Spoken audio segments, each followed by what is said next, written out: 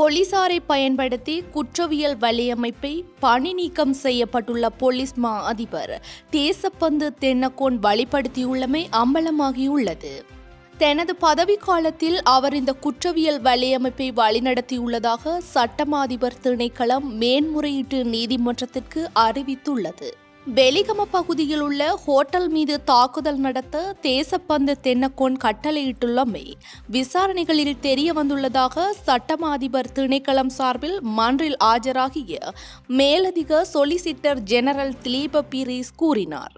இதனூடாக போலீஸ் அதிகாரிகளை பயன்படுத்தி தனிப்பட்ட குற்றவியல் வலையமைப்பை தேசப்பந்து தென்னக்கோன் வழிநடத்தியுள்ளமை கண்டறியப்பட்டுள்ளது. தென்னக்கோனின் கைது நடவடிக்கையை நிறுத்த கோரிய மனுவை விசாரித்த போது நீதிமன்றத்திற்கு இந்த விடயங்கள் சமர்ப்பிக்கப்பட்டுள்ளன. தென்னக்கோனுக்கும் தாக்குதல் மேற்கொள்ளப்பட்ட ஹோட்டல் உரிமையாளருக்கும் இடையிலான தனிப்பட்ட தகராறு காரணமாக போலீஸ் சார்ஜன் ஒருவர் கொல்லப்பட்டுள்ளதாகவும் தெரிவிக்கப்பட்டுள்ளது.